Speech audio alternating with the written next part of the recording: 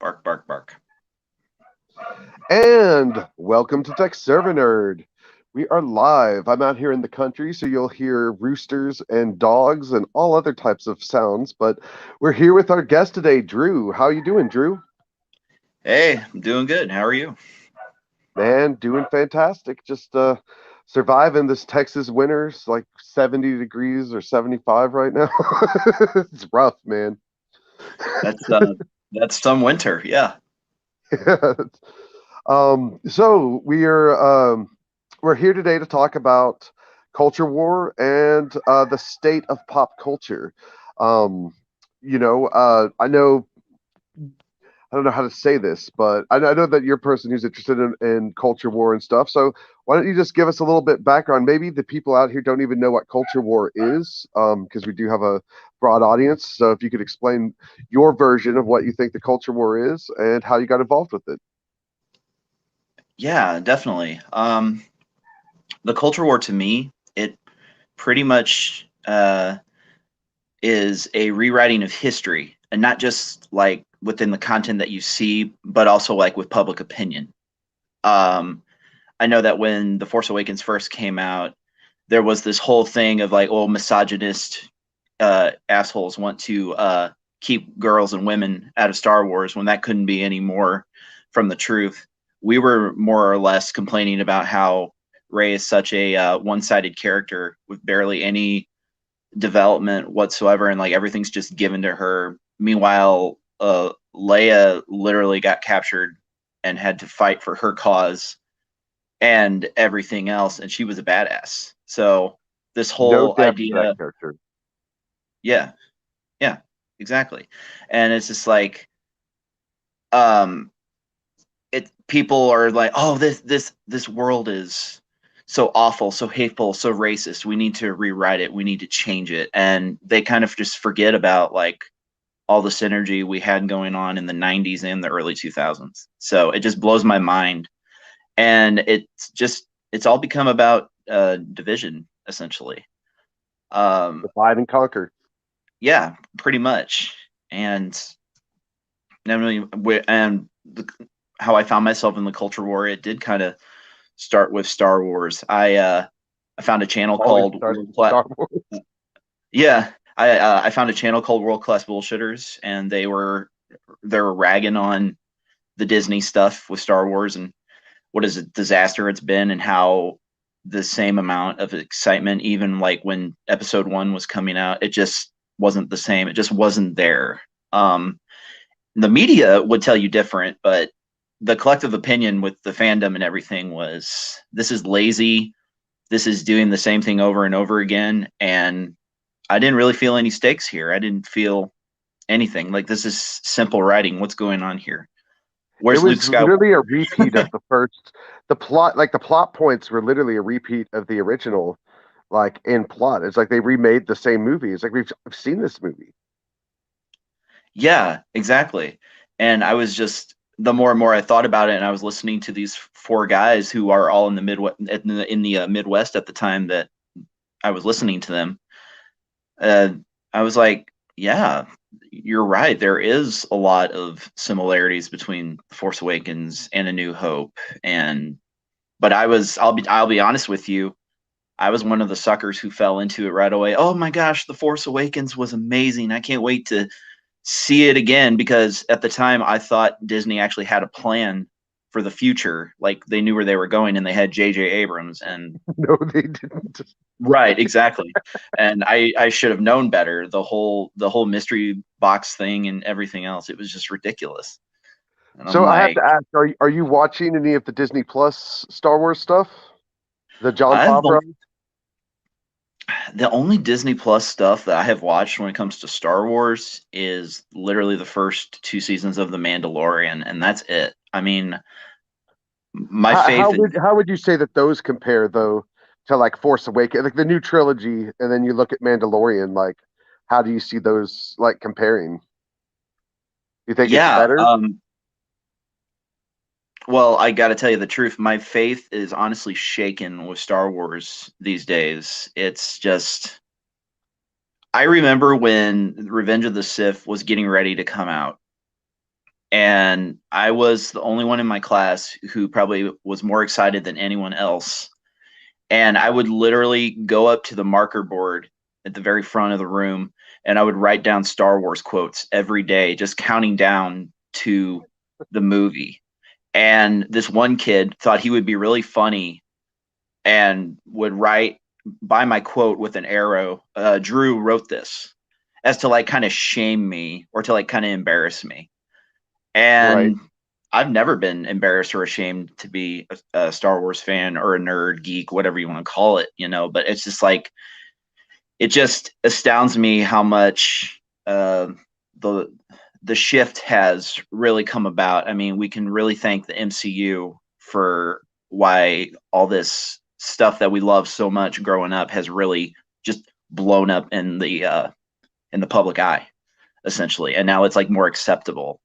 And between that and well, the Big Bang Theory just kind of just normalizing all this, it's like, oh yeah, this is how we really are. It just like it spoke to the mainstream in a way, and they're like, okay, yeah, turns out liking Marvel and DC and all this stuff is really fun. And honestly, to me, I have such a pet peeve with the Big Bang Theory, but that's another topic. So, but Well, the reason yeah. I was the reason I was asking, there was actually a potential.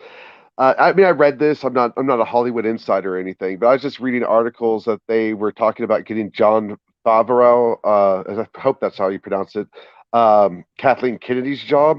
And from what I read, I guess Kathleen Kennedy weaseled her way back in. But in general, like on the Star Wars, like I was such a big fan, and I ended up. It was literally. I didn't love that first. What was it? Not New Hope, but the new one that came out, Force Awakens. I didn't Mhm. love it, but like you, I had faith that it was going somewhere. But I when every time when I would go into the theater and I would hear the Star Wars music, it would literally give me chills, like goosebumps. Like I was Mhm. that big of a fan that just hearing that da, da, da, like I just like melted inside. And there is nothing in the world that could give you that feeling of how much I loved and I was so excited. And after the second one with Beta Luke, what was that one called? Um, Oh, The I don't Last even Jedi. remember. That's how bad it was. It was so Yeah. bad. I don't even know the name. Um. I died. Like Yeah. by the time that movie ended, I was dead inside. Like I Yeah. lost a loved one, and it felt really bad. And I checked out. But I do like the Favreau stuff, but the damage is done. So I'm not like I'm just like I can wait to see it. You know. Yeah. Before I touch on the John Favreau stuff, though, I didn't really see the mistakes, and like I had not truly awakened Here, about the hold on Force one Awakens. second. Yeah. Pick up your. Do you have headphones by chance? We're getting a little bit of echo now. How bad? Uh, or did you move the phone or something? Yeah, I moved my phone closer to me. Okay. Yeah. Let's see. I mean, hopefully it fixes itself. This seems to happen. We've had good audio this whole time. Do you have headphones though to put it in or no? I mean, I do, but I don't know how well they would work, you know. Okay. So, All right. but Well, hopefully it breaks up. But go ahead and go because I can still hear you. You just sound like a robot. And we're talking about Star Wars, so that's okay. Go on. oh my. Um yeah. So I guess really the whole culture war with me started after seeing all the negative backlash towards The Last Jedi. And once again, my stupid self was like, oh, yeah, The Last Jedi, it was so good. And I'm completely okay with all these changes and what you've done to Luke Skywalker. And then the more and more I thought about it as the days went on, I just felt dirty. Like I had just literally witnessed a massacre take place right before my eyes, and I didn't really say or do anything about it. And then, like I said, I found that channel, and then I found other channels who were just really talking about it, and then it just made me go.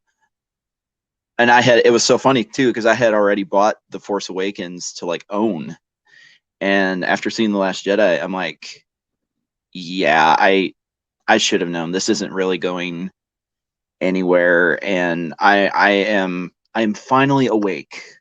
I guess you could say. So yeah, we're going from like 2017 into 2018, and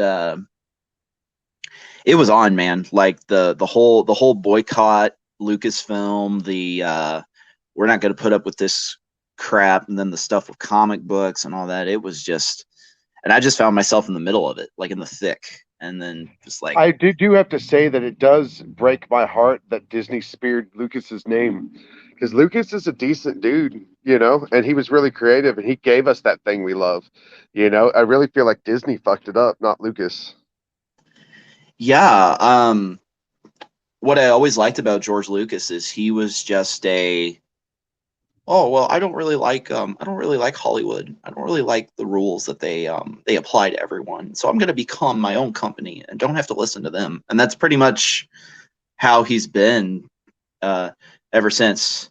Now there is some drama that went on between him and his ex-wife, who literally saved the very first Star Wars in the editing room and made it what it is.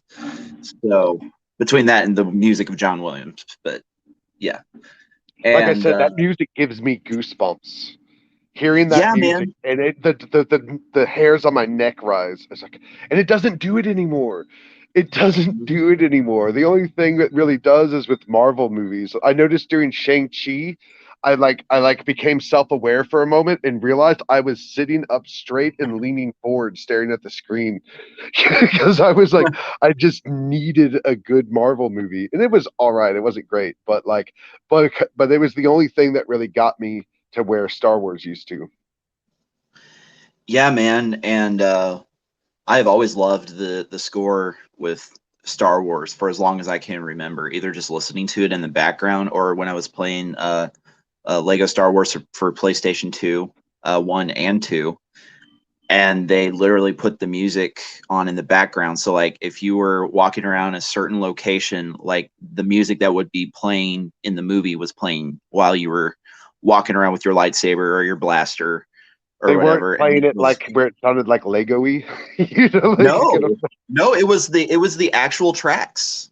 So, I would be expecting like an 8-bit version of Star oh Wars. no, no, yeah, like if you're facing Darth Maul, Duel of the Fates is playing no matter what, and yeah, it was insane. It was great, but yeah, the Last Jedi, yeah, that's I think that's for a lot of people. That's where everyone just realized what direction pop culture was going in, and how we're just going to deconstruct everything. We're going to try and be Frank Miller, even though we don't have the talent to be Frank Miller, essentially. And Yeah. that's what happened. And let's just take all these old franchises that all these people with their because Hollywood. This is how Hollywood treats the fans. It's oh well, we don't care if you've been supporting us for 30 or even 40 years. We're going to bring back this franchise from your childhood that you loved so much, and we're just going to Destroy ruin it. it in front of you. And we're going to get uh Missy Elliott to sing on the new Ghostbusters theme song, which is the exact same song, but we're going to put Fall Out Boy in it too. And it's just the Hey, I will bastardization of the say, Ghostbusters. right? I will totally say there's actually good news on this front, at least for me and for Gen Xers. Because like I 80s tunes are still like my jam. Like I love He-Man, I love and that like He-Man, G.I. Joe, Transformers have all been run through the deck. The only reason Turtles don't suck is because Kevin Eastman and Laird are still writing it and drawing it. But IDW lost the licensing for Transformers, G.I. Joe, and I feel like one more Hasbro. Who else? What else is Hasbro? Is He-Man? Well, for Maybe. sure, GI Joe and Transformers for sure, and I think there are other Hasbro properties that IDW has completely lost license to. So that means that those are up for sale for new people to license it. And I would really think it'd be awesome if, like, you know, some indie guys got like I think the Quartering was actually talking about crowdfunding the GI Joe franchise so it could be owned by the fans. Yeah. Yeah. I honestly don't know, man. I know that in the past, Marvel put out Transformers comics, and then I know a lot of fans are clamoring to get their hands on those. They want Those are Marvel to good. keep I've got the those. IP again. Yeah. The Hmm. first female Transformer was RC in the Transformers movie, and in the IDW run, the first and only, I should say, it back in the day, like there's all male Transformers, and then they introduced a female Transformer. Her name was RC. She was an RC car that transformed into a robot. And in IDW's run, they turned her trans. So the only original woman Of became a course. man. So now they're like all men again. And if you'll notice the difference between when RC first debuted, that was like an organic thing for creatives. But when you take a long-standing character and you just all of a sudden out of the blue change them, that's tokenism. That's not being progressive. That's just and it's being antagonistic too. But Yeah. uh, but getting back to my point about not really my point, but what when we were talking about Star Wars, the Yes. John Sorry. the John Favreau stuff. Um, I see I see respect. I see at least someone who is a fan of the franchise and like gets it why people love this stuff and why they celebrate such iconic characters. Because like spoiler alert at the end of season 2, Luke Skywalker finally got his due, and they at least I don't know if it was the right choice going forward, but I think it was after like years and years of backlash and just seeming like it was us against them. Favreau was like, "No, we're going to give this to you guys because you do deserve it, and it's what you were promised originally." And I was like, "Well, thank you." That It's Luke is coming back, bro. That the computer animated Luke. I forgot which one, but that character is coming back, and so is Grogu because Grogu's with him. I mhm, guess Luke's gonna train Grogu, and mhm. so yeah, they I don't remember. I think it's in Boba Fett. What's coming up after Boba Fett? I don't remember, but one of the new uh John Favreau, Luke will be a main character in it, a computer animated version of Luke. So we do have that coming back. See, this is the first I'm hearing of that because, like I said, man, I'm just so disenchanted with Star Wars now. I don't even care to keep up with any of the announcements or anything. Dude, It's that's like, like Boba Fett. Like I haven't even watched the new one. Like I watch it, but I watch it like whenever, like it's not like, oh, that's coming on tonight. Like even Hawkeye, I had to come home and watch it like that night. WandaVision, definitely. I watched the last episode of WandaVision at 3 a.m. Like I can't wait till tomorrow. And What If, every episode of What If, gotta mhm, watch it today. Star Wars, I'll get to it when you know what I'm saying. right. It's like someone who jilted you, like a friend who like kind of fucked you over, and you're just like, I mean, I'll do something for him, but it's whenever I want to. Like I'm not on your schedule anymore. Well, it was like I have a place uh, for me to just celebrate all this stuff that I really love and I'm really enjoying myself. And I never said no one's allowed to come into my space. You're more than welcome to come into my space, but don't be a dick about it, you know? And that's what this whole thing is with with Marvel, for instance, every single time a new character gets announced that's never had an adaptation before on the behind the camera, there's going to be so many Moon Knight gatekeepers and everything else. And it's just kind of hypocritical for them to say that we are not inclusive and all that when you've got all that going on. It's like Yeah. we certain things should be gate kept, and Star Wars was a big one. And there's a reason for that because in the wrong hands, it gets ugly and messy. And look where we are. I Yeah. mean, I was reading last night an article that the writer for the original Shadows of the Empire, he came out just absolutely roasting the book of Boba Fett, and including like puppeteers and people who worked on Return of the Jedi, especially at Jabba's palace. And What? Return of the Jedi is So my favorite Star Wars movie. So when I was reading this, Shadows, I was Shadows laughing. of the Empire. Where just is that a book or a comic? What is it? So Shadows of the Empire was like a multimedia thing. You had the The book, video? Oh, um, multiple videos. yeah, multimedia. So we're talking like they had a book, they had a soundtrack, they had action figures, and they had Really? they eventually had a video game that came out on N64. And it just so happens that was like the very first video game I ever owned when it came to the N64. And it was a lot of fun because you play this character named Dash Rendar, and he's like a friend of Han Solo, and it like takes place between the opening of The Empire Strikes Back when they're on Hoth, just right before they get to Return of the Jedi, where they're like trying to rescue Han, and there's like a plot to kill Luke and all this stuff. So it was like really cool. It was like a really cool way for Lucasfilm to like continue the franchise, even though no other movies were being No. made at the time. But it was big, So man. you're That was saying that the ones who created that were criticizing the the the author Lucasfilm. of the author of the story of Shadows of the Empire. Yeah, yeah, he was laughing at all the choices that were being made for that show because apparently once again lazy writing took over and people are going, well, how the hell did that just happen? You know, stuff like that. It's like we get it, we want to see cool visuals and everything else on screen, but we also want common sense. You know, we want continuity. We're not stupid. So Yeah. yeah. Yeah, really, like there were so many good side Star Wars. So I was a big Dark Horse fan. Dark Horse comics through the 80s and the 90s. I mean, Dark Horse today, I've kind of looked at what they have. They don't have anything I recognize, but they had Aliens, Predator, Terminator, Star Wars.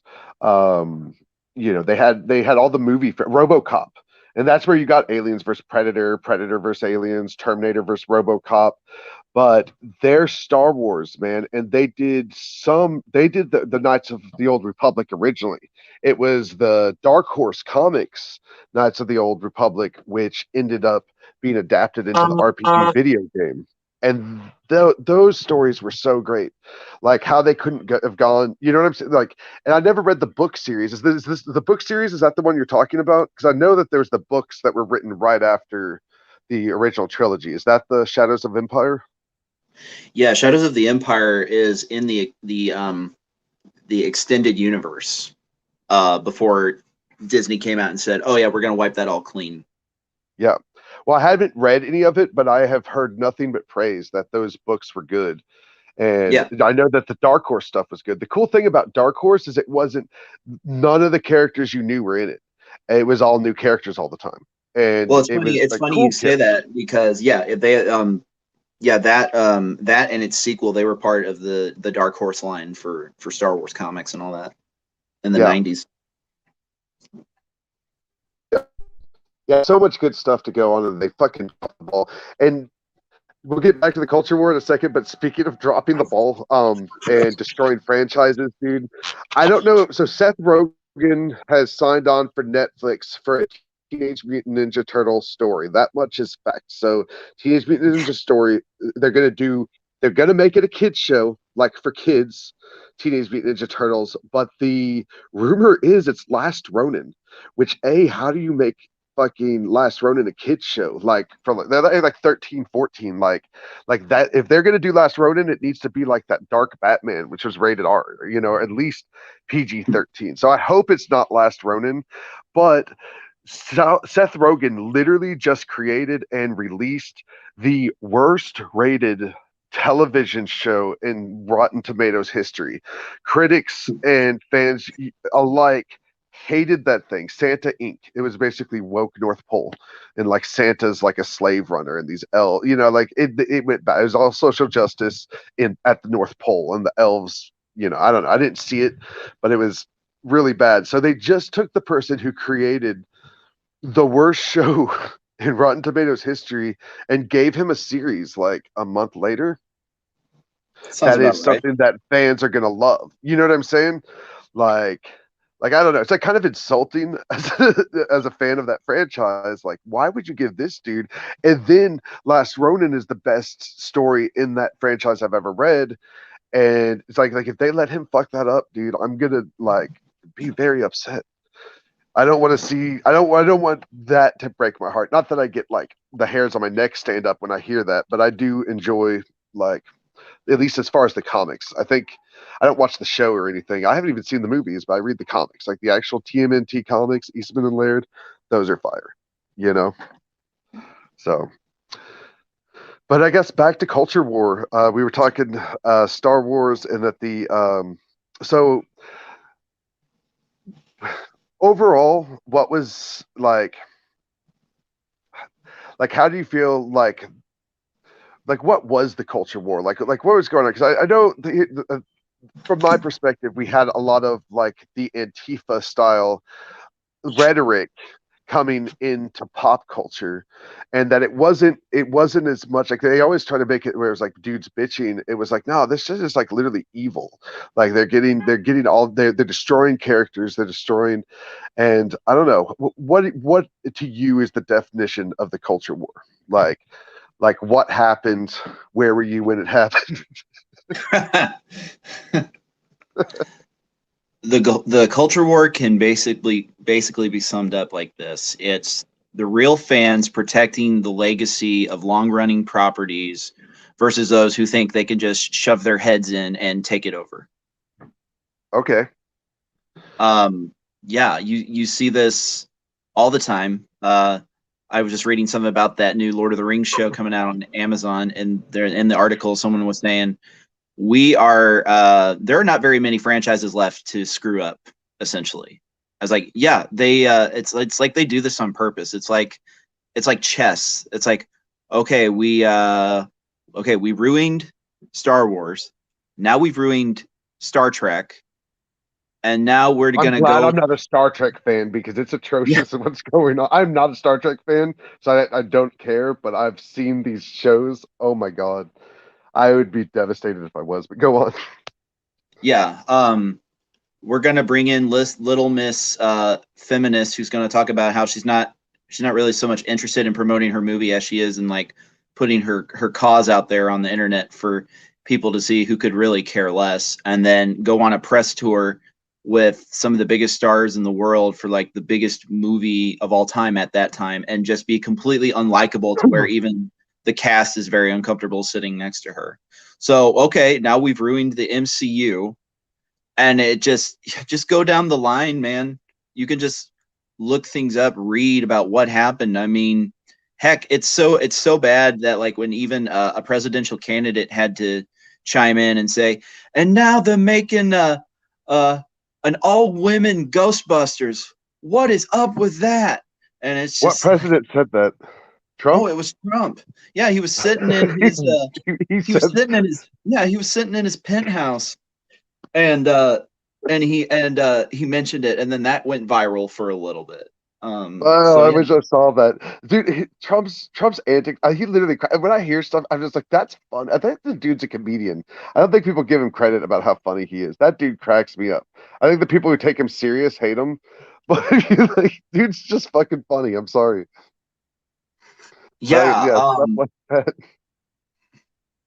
yeah, it is. It's well, it's like when before he died, Norm Macdonald went on an interview in Canada. I think it was Canada or maybe it was LA, one of the two, but like the host was like a family of his, and he's like, I've met Donald Trump. And the only thing that's really going to be the downfall for him is the love for playing the halls, because he did think he was funny. He did think he was a comedian. He's a really entertaining guy. I mean, if I you think just he's funny though. Like I literally think he's funny. Like like like I loved the entertainment value of his like speeches. Like I hate watching Biden. It's not only is it boring, it's just pathetic. It's like God, dude, we look pathetic. That's all I can think. But with him, I was at least laughing. oh yeah, I never watched anything with Obama except for the night that Bin Laden was taken out. But other than that, but like with Trump, it seemed I was like watching his rallies almost every single time because I just wanted to hear what he said. I wanted to hear who he was going to piss off, and it was funny. Hey, uh, real quick, that gives me a good time to break in and do a spoiler alert for this channel. I'm going to try to go to the Conroe, Texas Trump rally next week with a GoPro. So that might be coming up. And then I'm going to try to stream the what I see there, and then I'm going to come back afterwards and edit it, highlights and stuff. So anyway, go on. I just wanted to make a plug real quick because that was a good transfer. No, that's cool. Awesome. Yeah, maybe you can destroy the narrative and show them that yeah, there are lots and lots of people showing up to these things and they could give a damn about COVID. I'm going to ask everyone the same question. Why are you here? What are you doing today? Like Right. and let's let them talk, and just talk to everyone. So I think I'm going to get a lot of different, but I think if I collect enough people, um, to talk to me and give me their point of view and then edit those together and like people like painting a picture of America, the unseen America, the one that no one's allowed to talk about. Yeah, well, just be careful when you don't get blinded by the light when the sun shines down on all that white supremacy. Can't see. Hey, I do want to tell you that we actually have 2 robots in the chat. Did you see the comments? No. Okay, so I'm the only one getting the comments, but it's like like 2 Russian bots saying "vom ong," and the other one's saying "vung ngo." But they're literally like commenting, but there's no one in the live stream, so it's just weird. So we have robots watching us, but no humans. Oh man, you and I must be guilty of Russian collusion, man. Frickin' bot. My show is really big with the robots. They're like really into it. But yeah. So pop culture. Okay, so in your opinion, as far as like nerd culture, like what can save the culture? What can save the franchises in your opinion? Or what new franchises, in your opinion, like what do you think the solution is? You know what I'm saying? Yeah. So there was a wonderful movie that came out really late into 2021 that was absolutely blown up by the critics, but the audience reception couldn't have been any more clear that this is the kind of stuff we want. This is the kind of respect that legacy characters deserve. And I'm talking about, of course, about Ghostbusters Afterlife. All the Still haven't damage, seen it. all the damage Still that haven't was seen it. done in 2016, they fixed it and then some. Let's put it this way: Ghostbusters Afterlife is everything I expected The Force Awakens to be, and Oh, you're obviously talking it about the wasn't. new one. You're talking about the Yes. new one. Oh yes, I did see that. That was fantastic. I thought you were talking about the all-female one. No. I saw that movie, and yes, that it reminded me of an '80s movie. It felt like an '80s movie. Mm-hmm. Like it was fantastic. It was well done. I liked all the characters. I knew who they were, and I cared when things happened to them. Amazing. Like I don't even like Marvel can't figure that out. Like Stan Lee was the one who's like make characters unique and have weaknesses so that people can relate to them, and they like forgot that, and they make unrelatable shit. Well, not only that, but Stan Lee was all about entertaining the audience and making sure that they were satisfied with the product that they were getting, no Yeah. matter what. That was the biggest thing for him. He's the reason why he was the face of Marvel. He was so good at marketing that Marvel it has its legendary status in pop culture that it does today. Maybe not so Yes. much now with all the current stuff, Exactly. but yeah. So So you think that Afterlife is a good direction for going and get back to real stories? well, not only Afterlife, but then to follow up on that, Spider-Man No Way Home was incredible too, and it had no politics, it had no agenda, it just wanted to tell a good story, and it finally fixed the Spider-Man problem that's been going on since Homecoming, or yeah, I want to say Homecoming because in Civil War it seemed like he was acting like Spider-Man, but like Homecoming gave us a really young Peter Parker who has yet to like have everything like all the dirt slung at him So Yeah. hold on, So he's hold like on one second. bright and new Yeah, hold on one second, before man. his entire world. Okay.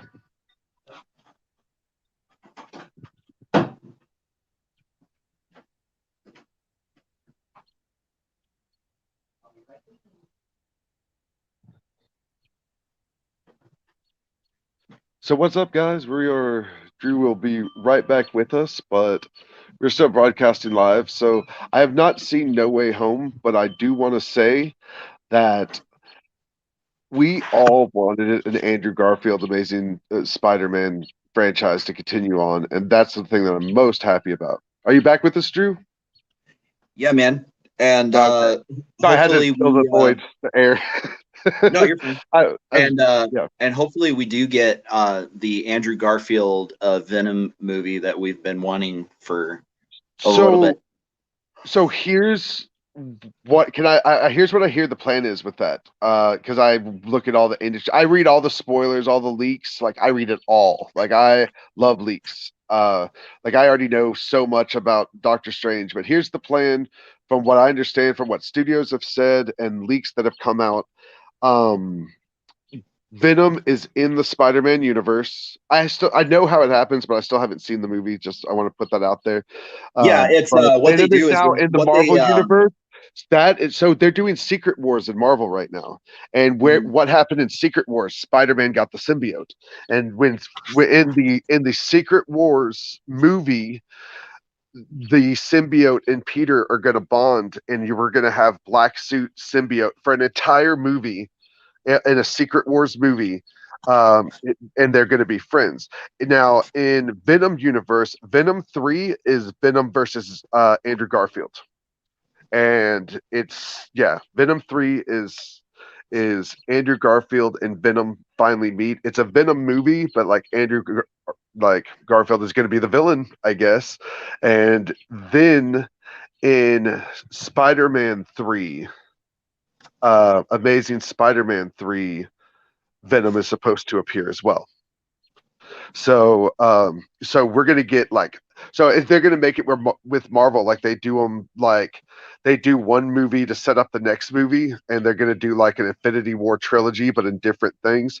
So there's that, and we're definitely getting black suited Spider-Man in the Secret Wars movie, which this is all leading up to. Like Ant-Man is like, it's pretty much got all set up. Have you watched Loki yet? I did. I Okay. sat down and binge That's just watched. setting up Secret Wars. Um, All this multiverse shit. What was Secret Wars? They brought all of the people from all these different worlds to battle, and Doctor Doom wins.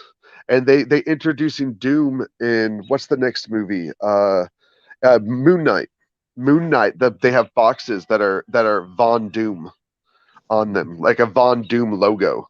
And he's in a truck, like he steals like a UPS truck, and there's a bunch of boxes that say Von Doom in the back. So they're introducing Doom, but Doom wins the Secret Wars. He takes the power of all the Beyonders and becomes like a god himself, and he recreates the world in his image, in Doom's image, and like the heroes have to fight God. That's Secret Wars. And so Doom plays like a big role in it. But yeah, they're building it all up towards there. So Venom is not necessarily going to be in the MCU, but he might be in the third, because they're doing two more Spider-Man trilogies. They're doing him in college, him after college, and then no more Tom Holland after that, like Miles and Spider Gwen. They're doing a Spider Gwen movie. I think they've been talking about redoing with the original actress who died, the one who Andrew Garfield. You know what I'm talking about?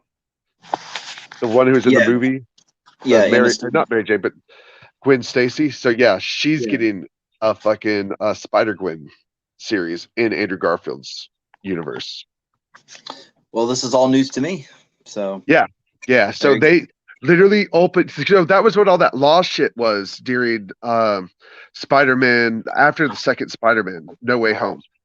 Not No Way Home. The second one. They almost said they wouldn't do a new one because they wanted to do as much stuff as they wanted to do with Sony as Marvel, and like they were disagreeing because Marvel was wanting most of it, but they have opened Sony up to expand an entire. They've created their own Spider-Man universe, and they can expand it now, just like Marvel has.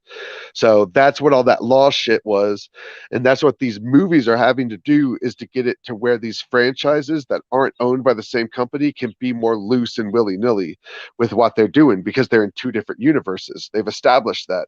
So Sony can do whatever they want in their universe of movies, and they've got Craven coming out. They've got Morbius. They've got a Craven movie.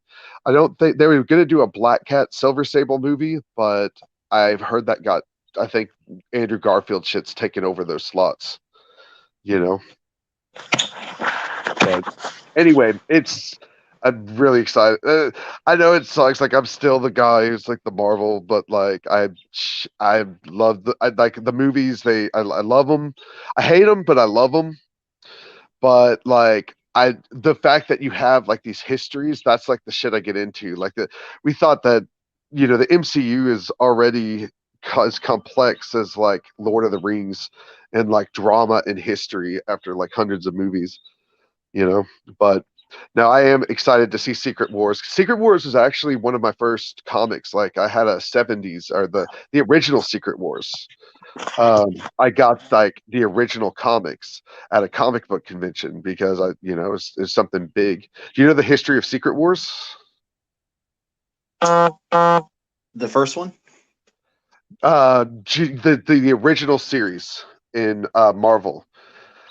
They made a deal with Hasbro to sell toys, and they were going to do toys of all of the Marvel characters, like action figures. Is the first major Marvel action figure line, but they couldn't. They wanted a story that put them all together, so they could do like Secret Wars toys of all the Marvel characters, because they're all in one book. They're like, make something that has everybody in it. And so they had to include everyone in the Marvel universe into this overarching story of this secret war that they all get pulled out of their universes, put into a universe. They have to battle, and Doom ends up winning, but then they all have to realize, oh, we have to stop Doom. Mm-hmm. So, and that's where they're going with this whole round, and Kang's entering that all in. Anyway, yeah, I do have to say, real quick, I have 1% energy left. The best thing that can be done to save pop culture, like one paragraph. Hire competent writers. Yes. Not Yes. just someone to fill a quota, someone to get good press. No, bring on people who have proven themselves time and time again in the industry that can do this. There are so many starving creative people who would love to get in their place in the spotlight again, but they have been blacklisted or completely forgotten, or they just have not been discovered yet. Yep. I think the future for all of this, if we want it to continue. We're done. All right.